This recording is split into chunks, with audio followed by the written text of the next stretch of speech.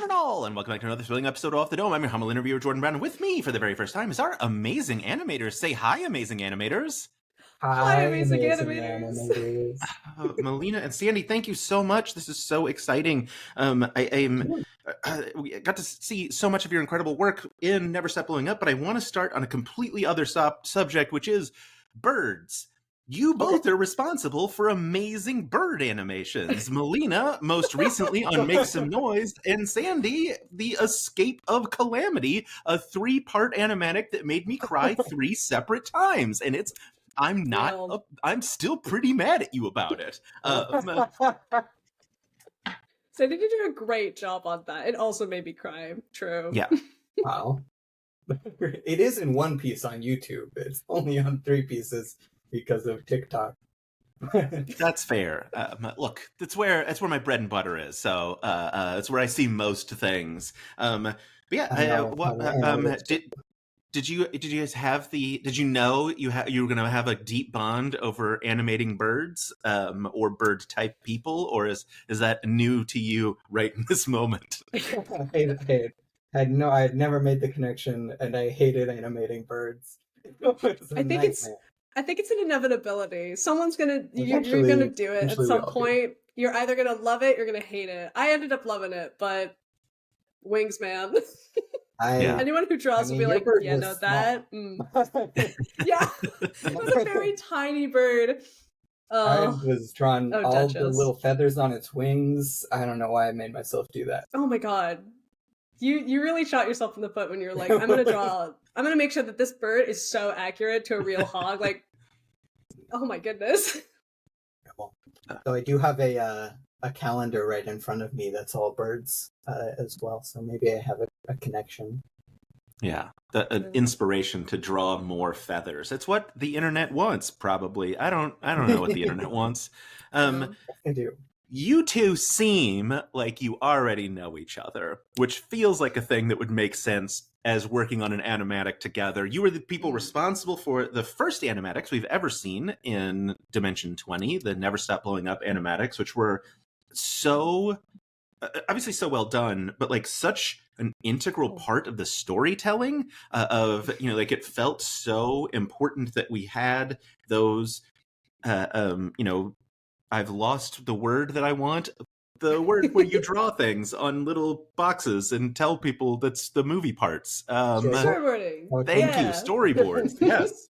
The animated Adore storyboards. I'm not going to cut out me stumbling through it. If you all at some point would like me to cut out something, that's fine. All good. No, we love the stumble. We got to stumble in order to get anywhere. Yeah. I'm assuming you two had worked together before, or was this a first-time thing? No. It was our first time ever meeting and working together, but I don't know, there was just something that we just loved. I mean, getting Sandy's first boards, like actually I got given Sandy's boards of the Calamity as like inspiration. They were like, this is what we're aiming for, and I'm like, I mean, do we just want to ask Sandy? They were like, we're gonna ask Sandy. I was like, yes. And then we got everything to come together. I don't know. I guess it just kind of worked out. Our style just meshes so well. So what can I say?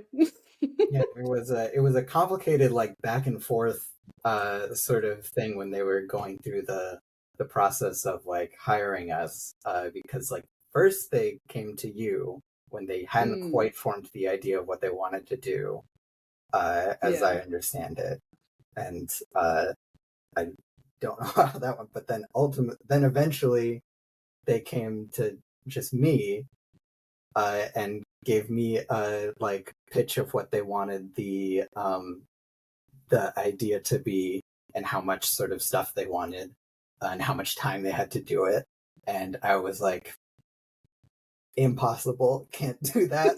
But if there was another person it would be possible, and then they went back to Melina, and then that was the first time we met when amazing. We were both on it finally. We did meet behind the scenes though. They were like, yeah, we'll get you guys in touch, and then they accidentally linked our emails together, and I was like, hello, nice yeah. to meet you. And then they were like, oh, I don't know if you guys have met each other. We're like, we already did. We got each other before. Just like... We couldn't help ourselves. We're just too nosy. Yeah, that's super fair. Yeah, I'm super curious about that pitch that came to you. It sounds like Melina came to you first, and then Sandy to you, of like, hey, we have this idea. It sounds like maybe not fully fleshed out at the beginning. What was that process like of getting that pitch? Yeah, you first. Oh man. Yeah, I mean, I think to give you an idea of like kind of vaguely what this looked like, it was probably like November. I got an email, I think it was from Kyle, one of the producers at the time, who was like, hi, we're working on something for the new season of Dimension 20. I cannot say anything about it. But we are looking to get storyboards done. Are you interested? And I was like, how could I possibly refuse? So I immediately was like, forget school, we're doing this. I didn't actually I didn't drop out or anything, but I was like, we're gonna focus on this for a little bit. And they gave me like a very brief, like, okay, this is what the season is about, like vague keynotes. It's gonna be about like action, it's gonna be adventure, it's gonna be like, we want it to be action gore, but not like actually gore. It was like a fine line we were writing there. And they were like, we want to try some things out first. So at the very beginning, we tried to storyboard. I did a test where we storyboarded a section where they were concerned about things slowing down in the episode. So there's a section in, I want to say episode, I think 4 or 5, where they're at the hotel and they have a conversation with someone who works at the hotel, and they are selling t-shirts, and there's a flash period involved. Mm-hmm. Yes, you're familiar. Yep. And originally that section was storyboarded because they were concerned about things being slow. And then they were like, hold on, the cast is funny enough as it is. We're good. And then we tried storyboarding a different scene. We did the submarine, actually. And the idea for that one was, what if we tried, instead of just cutting on the action, showing like the storyboarded action sequences, what if we included like banter at the table? And what if Brennan was a director?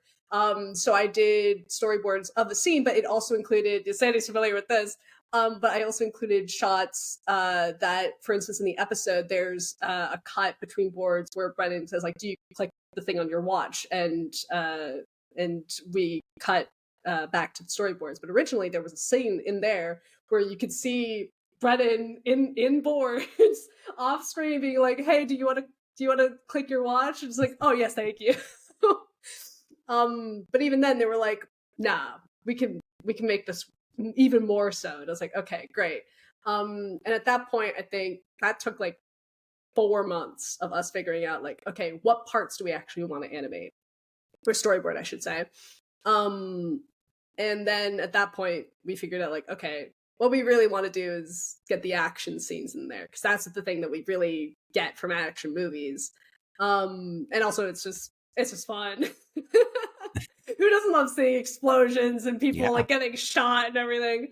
And it's at that point that I got the email that roped Sandy and the infamous Calamity animatic, and they were like, this is what we want, this is what we want. I was like, okay, got it, message received, we got this, we need people. And they were like, we got Sandy. I'm like, hell yes, okay, perfect. So yeah, that's kind of what happened. So that took 4 months, and then I think we got to February, and I think that's when things started, and I think it took us until May. We had like 2 months to actually do the thing that was in it. It was like, you had 4 months leading up. And I was like, when I saw what you had done, it was like baffling, just like how much work that must have been. Because this is like minutes of like storyboards instead of these like 2-second flashes. I want to say that I have a method. I just black out for a month. Like if we had to do that for the whole series, it would have taken years. As far as my process is concerned. But so then at that point, when they did figure out what was actually going to be done, they emailed me. I was like, so I work as a storyboard artist on Rick and Morty full time, and I was like pretty close to the end of a season, and gonna have a break soon, but not yet. And got the email from Kyle saying like, here's what we want to do. You can work on Dimension 20 or next season. Brennan saw your YouTube video and said it was great, and I was just melting. And after I think it's more first validating than making getting sure that it wasn't fake, because like I'm very much always worried about that. But when I was sure it was not fake, and I mean, obviously I'm like, yeah, of course I have to do it. So then it was a lot of figuring out back and forth of like figuring out how much I could feasibly do, especially while having another completely different job. So for a few weeks I was overlapping those two things and just absolutely killing myself, like working day and night and weekends. But once the full job stopped and I was just focusing on this, it became much more chill, much more relaxed, and we moved through it. Yeah. Well, we appreciate it because it turned out great. It's funny to me that the Rick and Morty Dimension 20 crossover universe of like Siobhan and Alex both written there and now like performed. And I had made I've talked to Alex as well. And I made the assumption of like, oh, Siobhan must have been like, hey, you should come play. But it turns out Alex knew Brennan from like New York Improv, and that's how like they got to the show. And I was like, everyone from Rick and Morty is just coming over to Dimension 20. It's delightful. It's a small world. I got to meet Siobhan one time at a like rap party. I think I started working on the show like just as she left, but we had a little bit of crossover on one season, so we went to the same party, which was nice. But yeah, it's a lot of crossover. Yeah, you talked a little bit about sort of the process of getting to what ended up being the storyboard animatics. How much guidance were you given as to the scenes? Was it more of a like, watch everything, figure out what you want to do, or like, no, we want to make sure we see a man shoot in a ejection chair to the moon? Like what was a bit of both? Like, how did that break down? It was very specific. Like they knew exactly the moments and the lines that they wanted. So they give us the raw footage of the vague clip with like blacked out sections of where they want the animation to be. And we had a little bit of flexibility in like how, if we want to push it by a couple seconds on either side or stuff like that, or move clips around. But we didn't have to like comb through the episodes looking for the stuff we wanted to do. They were. That would have been a lot of footage to go through. Yeah, a lot. We did watch the whole thing, but we got access to the full video. Like our DU section was on to watch it. It was amazing. Yeah, I'm like trying to think now if there was like sections that are in it that we didn't get to board that I would have wanted to. Man, there's a lot. Yeah. What I would have given to do the senator thing where Alex is like, I'm here to go to work. Like yeah. It deserved I wish I could have done the dogs going off through the wall and then exploding, and then it's a hologram. That would have been so insane. Oh my gosh. It was very funny though, because we did get access to the full raw footage. And they did give us the sections that like, we want these parts, and they would black out the sections where they're like, put storyboard here. But there was absolutely like some back and forth where I would email Sky, the lore keeper, and be like, totally normal question. So the president is a vampire, but also a robot. Can you just like, can I clarify? Is he a vampire or a robot? And they're like, totally normal question. He is both. And I'm like, okay, got it. I have several emails of them being like, this is totally a normal thing. I don't understand where we lost. Yeah. That's so funny. Yeah, I hate doing this, but I've also talked to Sky, and like, we talked about. I think it was it was right before. No, it was sometime during Never Stop Blowing Up, because they were like, yeah, it was difficult to take notes on this season. The Airtable of all the different characters, horrific.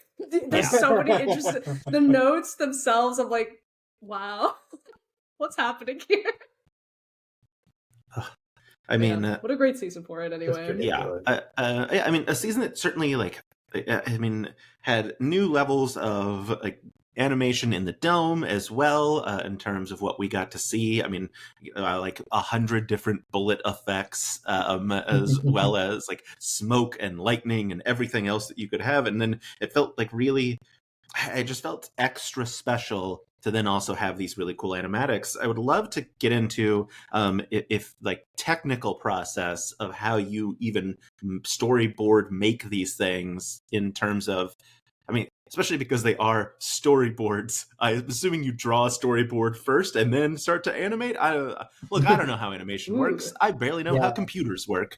It's kind of interesting because like the style that they were going for, like we had a lot of back and forth and like figuring out what they wanted them to look like, because it is kind of a strange middle ground between different things. Like they're going for sort of the feel of a like traditionally drawn live action storyboard from like the 80s, from like something you'd see in like Star Wars or something if you look up like the storyboards, which are beautiful. Like if you find them, they're these like gorgeous shaded scribbly drawings of the frame, but they don't move, and like it's pretty important that they don't move. There's like 3 frames per scene usually in those sorts of things, so we had to find a mix of that and like an animation storyboard which is all functional and like just what the animators need to see to know what works. So they don't usually look that great. They move a lot. There's a lot of drawings that are pretty rough, and things kind of, now there's even more digital stuff with like keyframe animation and camera movement and stuff in there that no one ever had access to in old storyboards. So we're sort of figuring out a way to use the current style of animation storyboarding to suggest the look of an old traditional storyboarding. So we do it on a program that's called Storyboard Pro. That's what you used to, right? Okay. Oh yeah. Couldn't have it any other way. It's the only way to go, truly. It's the storyboarding program that everyone uses, and it's I don't know what your process is exactly, but mine's pretty much just you go through in passes, like scribbling nonsense, scribbling less nonsensey nonsense over it, adding keyframes with more scribbles, and then eventually going in with like a digital brush that looks like charcoal or looks like something, and cleaning up as much as you can while trying to keep the like looseness of the handheld charcoal feeling of it, and shading things with different sort of brushes that we had access to. Yeah, it was about the same, honestly. Yeah. It was definitely, like you said, it was definitely interesting to find a way to marry the old look that they were looking for, because again, 80s, we really want to capture that, and then translate it to like some more modern techniques. One of the first I don't know if I still have the sticky note with the notes on it, but one of the first notes they gave us was like, make it exaggerated, make it anime. And I was like, anime in the 80s are two very different. Like you want Western storyboards, but anime style. Let's see what we can do. So yeah, no, it definitely took like a few passes. I think like personally what I do is I would go through the clip, be like, okay, what do we need to hit? What scenes do we need to hit? Get like really rough scribbles, rough poses. Not even animating it at that point. And then just figuring out what beats we want to hit. What do we want to exaggerate? What do we absolutely want to see? How do we make things like flow, especially? And then just going back in, drawing it all, make sure that it looks as close to hand drawn as we can get. I think it's a lot of iterating is what it is. And there was go ahead. Oh yeah, no, go for it. Yeah. Oh yeah, I just think there was a lot of like back and forth that sort of helped us with that, like between us, because one of the like useful things was we did the basically as like a proof of concept. I think you had done it before, and then I did the first storyboard that you see in the show with the car and the katana on the chain with the motorcycle guy. We had both done versions of that. As like just like proof of concept test to like see what it would look like. You'd done it before, and then when they asked me on, I did it to like just figure out how long the process takes and how much we could do. But because we did that, we were able to kind of see how both of us approach the same thing, and then find like a middle ground between things. I think I went like much further in the 80s live action direction with my like framing and staging and stuff, and Melina had gone much more in the anime direction, and they I simply cannot help it. I like it was the same thing where I saw that and I was like, how the hell did you do that? That was That's way how too I much thought work. about that jump in episode 1. I was like, oh my god, Yeah, beautiful. but so after doing that and after hearing their feedback from it, like they basically decided between those which they wanted to use for that first scene, and went with Melina's, so we could then use that as a way to combine our styles, where like I was drawing on a lot more of the anime stuff after that, and using getting a lot of feedback from Melina on like expressive drawings and like comedic facial expressions, which I'd avoided when I was trying to make it look like live action and stuff. And then I was giving like hints and tips on how to make it look more charcoaly, make it look more like paper and pencil and stuff. And so we were able to kind of, through communication, figure out how to make our styles fit together, which it ended up, I assume, working really well because people keep confusing them. Like, no one knows which ones. It's true. people keep coming up to me being like, oh my god, I love that scene with Jennifer Drips. I'm like, that was not me. Always, people were constantly like, oh, great job with the katana thing. I'm like, that wasn't me. I mean, that's a good sign, I feel like, at least in terms of collaboration. That that and I'll say, like, specifically this season, like, oftentimes it's not that I wander while I'm watching Dimension 20, but like if I have to do something, like, I'm not that worried because most of the time it's just people talking. So like if my eyes are off the screen for a couple of seconds, it's fine. This season in particular, not only could I miss like Izzy losing like her mind and like the beautiful reaction shots of those, but also like there might be a 2-second animatic that like I would miss if I wasn't watching, and I was like, all right, well, I gotta focus up. Like there's no like blink. I can't play Wordle while I'm doing this. Like it is on the screen and that's it. It seemed, obviously, like you said, like people have confused which ones you have drawn, which, like I said, feels like a really high compliment in terms of the chemistry that two of you have and were able to build on that set or on these animatics. I'm curious.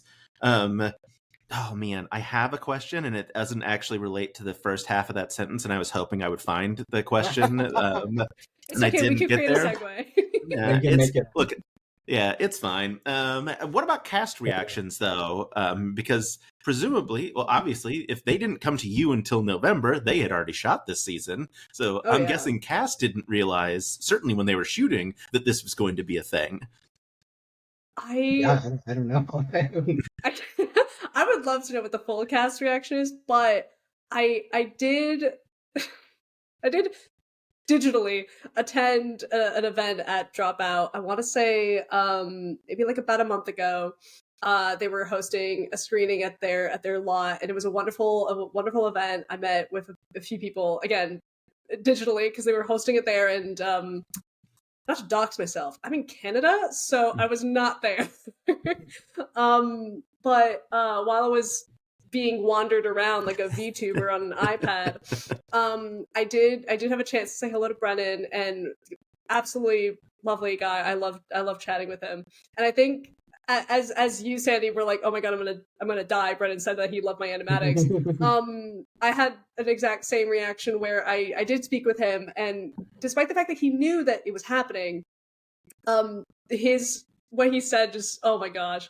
I talked to him and I introduced myself, and he was like, you're the one that did. It's exactly what he said. He said, I watched all the premieres with my wife and child every night that it came out. And it blew me away every single time. And I'm like, oh yeah? And he's like, yes, this is the first piece of media I was subjecting my child to. And I was like, the first thing that you showed. I was like, you gotta start them young. Yeah. It's the highest form of praise I've ever received in my life. Well, I would love to know what the rest of the cast thought. I unfortunately haven't had the chance to really like bug them about that. But all I know is that Brennan loved it, and that makes me feel absolutely complete. I'm good. Yeah. I've peaked already. I don't have to keep working. Yeah. no, yeah, Speaking I of Brennan, looked he at is all that. absolutely a delight though to work with.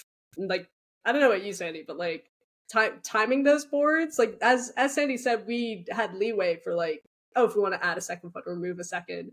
There's like one scene where when Greg Dang goes to space and the audio kind of like elongates a little bit. That was within the edit. They just paused there. Brennan's sense of timing is amazing. I didn't have to edit any of my boards. I think I edited one little bit of timing, but everything else was like, that was pure Brennan cinema. He knew exactly. He was like, this is the timing that we're doing. We're going to stick to this. I'm like, amazing. Okay. Yeah. Yeah, like not even in the editing of the footage, just in him speaking. Just, Oh, yeah. like, being like, "Huh?" Incredible. Bam. It's like, He knows exactly what this was going to look like already. He was like, I can already see what this looks like in a minute in a cinema right now. I see it. Okay, we're gonna do that. Amazing. Yeah. I don't understand how his brain works. Just I wish at I all. did too. Yeah. No idea. It's a mystery. It's a marvel I and a think mystery. to his closest friends. Sandy, have you gotten any cast reactions? I certainly haven't spoken to any of them directly. I've seen cast reactions to the show, but not specifically to the things, just on social media. Fair. I'm sure everyone loved it. This is God, I can't stop bragging tonight, and I'm not doing it intentionally. Part of me wants to text Iffy right now to ask him what he thought, but he's probably very busy because he's like the busiest human being on the planet. Yeah. And then if he doesn't respond while we're chatting, it will have just been a waste of his time. Oh, I would love to know what he thinks. I would love to know what Alex specifically thinks about how massive we made Kingskin. I mean, that was perfect. That was Yeah. that's what Alex was going for. I mean, Perfect. yeah. Then we did our job. Yeah. Crushed me in the head. Yeah, I am. Oh God, amazing. Yeah, I am curious. Like, how much fun is it to draw explosions? Very or not very? Bit of both? I would not be able to draw explosions without Sandy. I'll tell you right now. My explosions mid at most before Sandy was like, "Here's the trick. Do these things." So I was like, "Oh my god, my third eye just opened," and then it became very fun. I enjoyed it personally. I have drawn a lot of explosions and only recently kind of figured out a bit of a pattern to like get it to look right, because I have a former roommate but like friend who's a prop designer in animation stuff, Christian Palacios or Iron, but he does a lot of effects designs and animation for stuff like Owl House and that sort of thing, and he's kind of given me pointers about how to get the right shapes, and then it's a lot of just watching things to get the right. I gotta get in touch with them. That's so funny. It's like I don't know how deep in the paint you are on Dimension 20, but you know, like Brennan sticks like things to a blue tack and like does it to whatever, and that came from Shane Brockway, who's a mini maker, who told Rick Perry, who told Brennan, who told Matt Mercer. Like you can see this like chain of like where these things now have like, yep, you grab blue tack and you can stick that to the side of a Tarrasque, whatever you got going, right? Truly amazing, like revolutionary idea that I can't believe we haven't thought of sooner. Yeah. But that's what this feels like the Owl House, to Sandy, to Melina, like as you like pull down like the oral history of drawing explosions. But then even after that, still a lot of it is whenever I need to draw an explosion, Googling how to draw animated explosions and on Google Images and just seeing the little clip art things that pop up. It's like, right, it's like that. Yeah. If only there was a Google tutorial for drawing underwater explosions, because I've said this multiple times on websites. I'm certainly on a list for how many times I had to Google underwater explosions. It's bad. Like, especially because I have to look up Russian submarines and then immediately afterwards underwater bomb. What could go wrong? What could go wrong? I'm sure. Yeah. I'm sure no one's put me on a list. It's fine. There's no tutorial about that. I remember I was playing a D&D game once that I was DM, and I had to Google how big is a building, which isn't a really helpful Google because it's not specific enough. It's like, what do you mean a building? And I'm like, but like walls. I don't know how big a wall is. I need you to tell me how big a wall is. How thick are these walls? We gotta find out. Yeah, like this is important information for me. But yeah, like. Yeah, my Google history, also a nightmare. Because also, like, literally today I was talking to Catherine McCafferty, a comedian, and I was, like, looking up her IMDb, and she played, like, 20 years ago, a character called Sexy Teen Daughter on some, like, short TV show, and I was like, God, I'm not on. What list am I on now? Because the word "sexy teen daughter" is like in my history. Like that can't be great. So thank God for Safe Search. Yeah, every artist's Google history is just a nightmare of just like looking up like house explosion, a person on fire, or some like really specific like.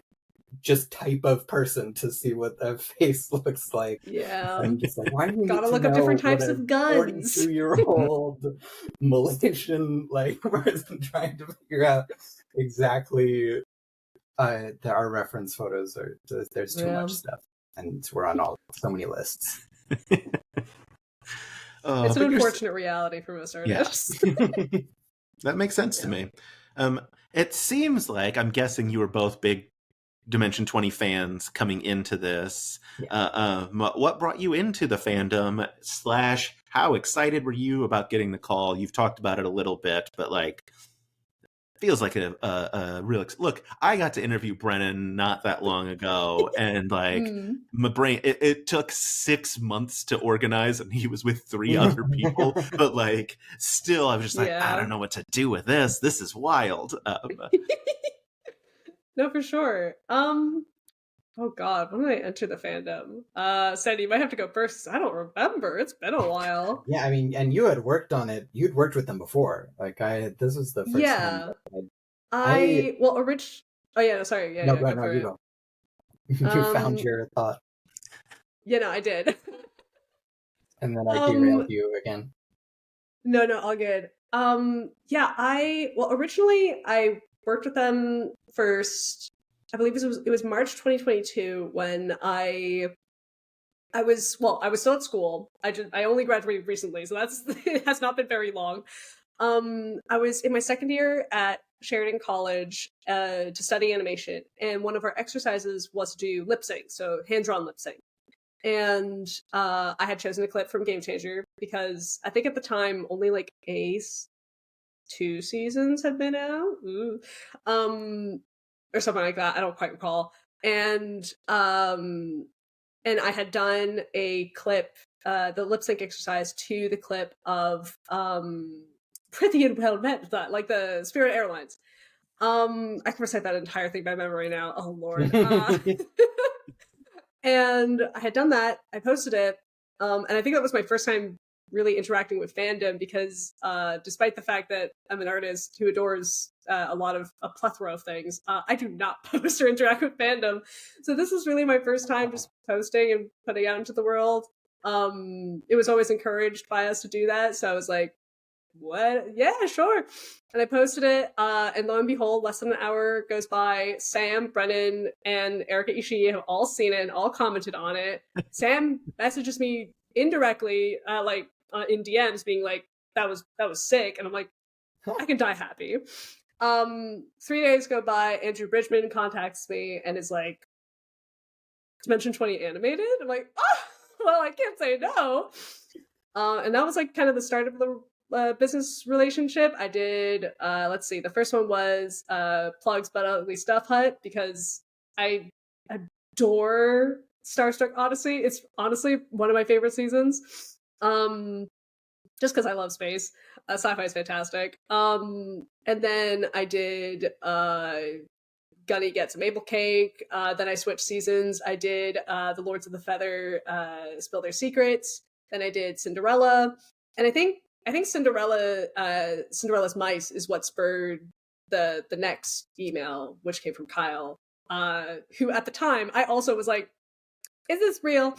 Because I had no contact with anyone else from Dropout other than like a rogue message from Sam and from Andrew being like, "Dimension 20 animated," and then suddenly Kyle shows up like, "I don't know who this man is. I don't trust." It took me, I think, 2 days to respond because I was like, "I don't trust this." And then that came Never Stop Blowing Up. But I think I want to say the first time I actually like consumed Dimension 20 content was the Yes or No monologue. I mean, I feel like that is for a lot of people. It's just a timeless classic. And then soon after that, one of my friends introduced me to Fantasy High, and I think that was, I want to say, in 2020. So it took a good 2 years of hyperfixation. Yeah. Yeah. It was a Just good 2 years. Lesson to everyone: go to animation school. Sheraton, you said. Obviously, they know what they're doing there. Animate stuff and put it on the internet, and everything's gonna work out fine. Amen. Sandy, Very how about true. you? I mean, I was watching Dropout stuff. I basically started watching College Humor Dropout stuff right when Dropout started, so I was there The whole watching time? Fantasy High when it started, and An OG. immediately loving it. Got episode 2'd and all that, and just have watched every season since then as it came out. And I mean, I end up in basically the reason I got into it also was just that I watch and listen to pretty much every D&D podcast and show that exists because it's all I think about all the time. And I also can't exist in silence and always need someone talking in my ear. So as soon as there's like brilliantly edited video comedy improv version of that, I was immediately like, yes, give it to me all the time.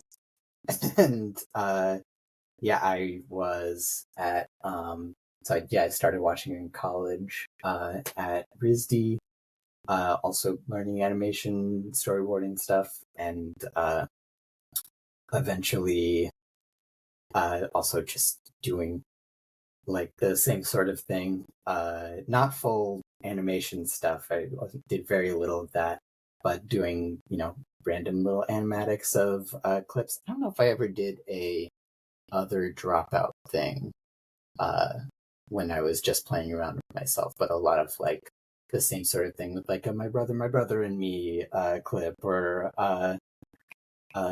Game Grumps clip or something like that. It's really good practice. That is actually good advice.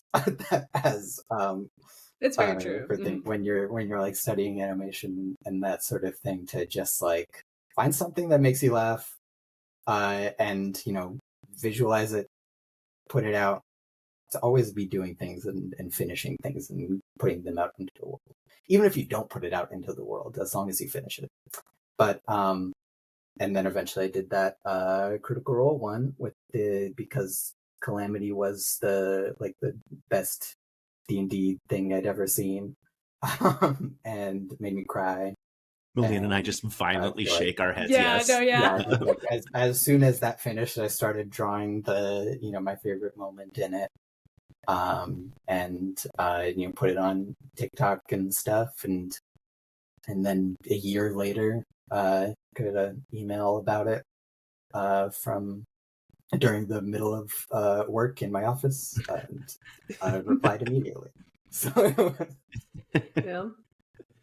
That's so fun. Yeah, you've both mentioned obviously putting stuff out there. I talk cast. How about fan reaction? I can tell you, as someone deep in the fandom, ooh boy, do people love this. Like, you two were like very like everyone always asks me to get Brennan, right? Like, that's a universal. Like, whenever I'm like, who should I interview? People universally are like, Brennan. I'm like, so then it's now become like, who should I interview? Don't say Brennan. I can't get him. He's so busy. He's doing a lot right now. He's also a father. Yes. But like the two of you, they're like people went to the like extent of finding your names in the credits to be like, I want you to interview Melina and Sander. Like, that's these like, and I was like, got it. Yeah, I'm on it. Let me slide into their DMs because they don't know who I am. Oh my God, someone's asking for us. We're not in trouble. Insane. Oh my goodness. But how has fan reaction been for y'all? I mean, I have seen, like, I posted all of my boards on Twitter after episodes came out because I was just so excited to have participated, and I was not expecting the amount of people being like, "Oh my God, I love that part," or there's so many people who caught my personal favorite moment in the boards where Greg goes to space and he looks at the window and there's a reflection of Dang. Because originally I had done that in the Katana chase, but due to like wanting to foreshadow things, we decided to forgo that. But I still wanted to keep that because I was like, oh, I'm not letting Dimension 20 go without this. And someone paused the video perfectly to go through the effort of getting that screenshot, and it made me feel so whole. I was like, oh my God. It's truly just so, it's so heartwarming to see how much people like saw how much care we put into it and how much they appreciate that. It really feels so touching.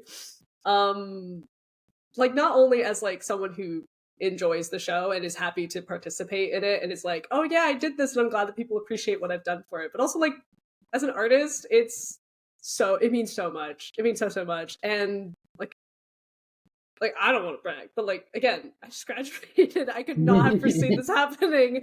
Like, I wasn't even out of school when I did it. I was in my final year. I was working on my thesis film, and I was doing this instead. And you graduated. It's fine now. I graduated. I still got my marks. I still got top. We're all good. But yeah, no, I could not have foreseen one, the opportunity and the sheer amount of people being like, oh my god, I love this. I'm like, I just got here. Oh, if truly, again, feels amazing. I'm trying to stay humble, but oh my god, Don't stay humble. It felt great. You deserve your flowers. To accept them. I will gladly accept them and all the explosions that come with. Explosions and flowers. Which are... I get flowers, they explode. Yeah, fire, flowers, explosions. I mean, yeah, it's been awesome and crazy to see everything. I don't have a huge reach on like social media and stuff and following, so a lot of what I see is my like friends and family who come to me. So like one of the most rewarding things that like I've seen is when people that I know have actually gone and watched the show for the first time because they saw the things and were like, oh, I like that, seems cool, I should watch the show. And oh my god, you were their gateway. That's amazing. Yeah, like, how did they feel at the end of the wildest season of Dimension 20 that's ever existed? Were they like, what is this show that you work on? Yeah, but it's crazy to see that kind of response, and I don't know, I'm bad at taking compliments, so getting a bunch of them from strangers is always like, you shut up as well then, because you also deserve your flowers. You did amazing work. Sandy truly carried. It was really good. Everything that Sandy did was amazing. Every time that he'd send me like a work in progress, I'd be like, this is amazing. You don't have to touch anything. But I guess if you wanted to touch something. Hey, Sam. Do you... Oh yeah, go ahead. No, please. I was going to say, just because Sandy mentioned like, oh yeah, showing it to the parents. I did share my clips with my father, who is a huge fan of 80s action films because that's the stuff he grew up with. So when I like try to like be like, hey, I'm working on something and I think it's kind of cool, and he's like, oh, that's super exciting. And then I'm like, it's like 80s action films. He's like, that's very exciting. But then I show him the clip when it comes out, and he's like, So he made a satellite out of cars, and it went to space, and it became a Gundam, and then he faxed a stick of dynamite. I'm like, yes, that's exactly what happened. He's like, you followed the story. You got it. Yeah, he's like, I'm proud of you. You did good. I'm like, yay! It's hard to show family and be like, I did this thing. They're like, wow. Yeah, but they appreciate it, and that's what matters. It looks great. What's D&D? What's happening? This land is so large. And Dropout is the show, but it's not on TV. Yeah. Dropout, like the thing that you did? No, the company. Oh. Yeah. Matt, any particular favorite scenes, either that you animated or that the other animated from the season, that jump out at you? You mentioned Dang's reflection. Other than Dang's reflection, I mean, I got my answer, Sandy. Okay, I want to work Sandy. So do both. Do both. I personally, my favorite scenes are definitely from Sandy are definitely the very first scene where you see Damien Blaine, and you see like the most deranged smile, and the explosions behind absolutely killed me. But not even that, the running across the rooftops absolutely blew me away when I saw that the first time, and even afterwards I was like, this is stunning. Oh my god. A great first episode to kick off with. And personally, I mean, I really enjoyed obviously Dang going to space was one of my favorites. But honestly, I really had fun with the finale. I don't know if we want to say spoilers. I mean, we're 50 minutes in. Spoilers for the season. 50 minutes in. Yeah. Spoilers for the season. At the very end, the president turns into a biblically accurate version of himself. And I remember animating that and like wondering to myself, like, okay, what the hell does this look like? And when I was like, biblically accurate President Hancock is the funniest thing I could do. And I remember reaching out to Kate May, who actually did a version of the president, like looking a bit like a robot with like the fangs and everything. And I was like, so thoughts? Like, what do you think? And I snuck a design to them, and Kate was like, I've wanted to do this so badly, and you read my mind. And I felt so great. I was like, yes, I'm doing Kate justice. I think that was the most fun, trying to figure out how that would work and making all that stuff go. And immediately afterwards, the bomb going off. I think those were the most like validating moments, especially because it was also the last one that I did. So it's kind of like my little send off. Time to turn the president into a pile of goo. Yep. Yeah. I don't want to repeat, but a lot of mine are the same. My favorite one that I did, the one that I had the most fun with was also the running across the rooftops. First time we'd see Izzy's character, because I just love for like trying to translate Izzy's like mannerism and franticness into the body of God, Jack Manhattan. I was forgetting the name. It's been a while. Yeah.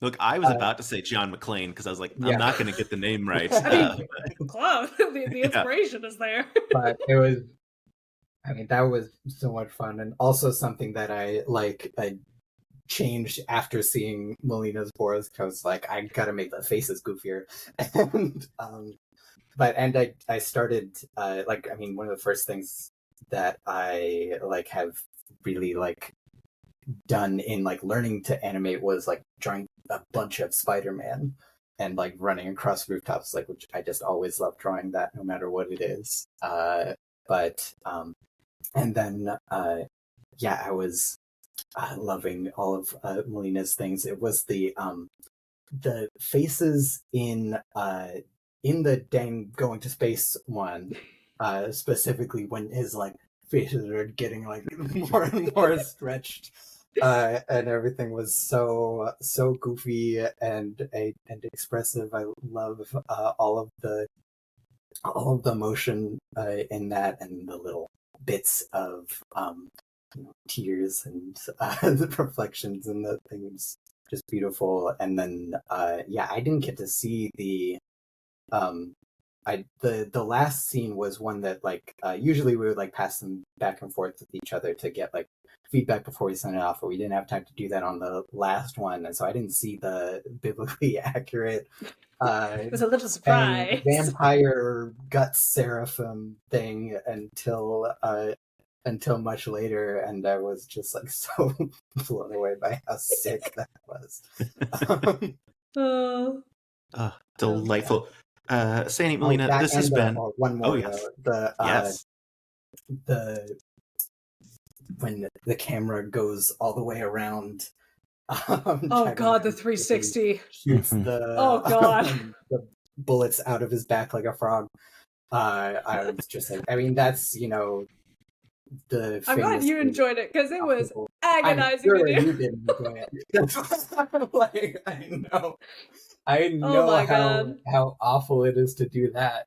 That's a full 3D turnaround of a human body is absolute hell, and it was done so well. Just Carlos specifically was never choose to do that to myself. Yeah. See, Carlos specifically was I'm imagining this for this scene, and I'm like, anything for you, Carlos. And then as I was doing it, I was like, anything for Carlos. Anything. Yeah, that's what I'm glad I still did it, but that is what I was thinking when I was trying to do the 3D going through the brain neurons. Yeah, that was amazing too. Oh my goodness. They specifically say in the text that it looks like this, so it has to look like this. And I had to God, I have to break out actual 3D software to do this. Are you kidding me? Oh, They put you to work. Oh, this has been such a delight. If the folks on the internet wanted to find you also on the internet to see some samplings of your work that you periodically post, where can they find you? You can. I am on Instagram. It's Sander Does Art. I think the same thing on TikTok. I post very infrequently, but occasionally when I have stuff, when I'm doing stuff outside of work, I get some things out there. Also, YouTube. Just my name, Sander Goldman. Um, and I mean, I'd love to see you. yeah. Well, you can find me on Twitter, Instagram, Blue Sky, and LinkedIn, I suppose. Under I'm the adding you username. on LinkedIn right now. Oh, finally, subtraction LinkedIn. But yeah, you can find me on those places under Squirrel Curls, one word. If you don't remember how to write squirrel, now's the time to learn. That's the biggest thing that I get. I get someone my business card. They're like, I don't remember how to write squirrel. I'm like, here you go. you can remember now. But yeah, I also post pretty infrequently because being an artist takes time. Yeah, but when it happens, couldn't be more delightful. Thank you both so much. This was everything I wanted and more. I'm so glad I got to talk to you about just truly such an iconic season. And really, I want to just look, I know you don't want compliments, but genuinely it is because the work the two of you did that really made it sing in such a beautiful, beautiful way beyond just the madness that the cast was putting everyone through. Thank you so much. I don't know how to end an interview, so I'm going to hit stop recording. Thank you so much. Thank you for having us.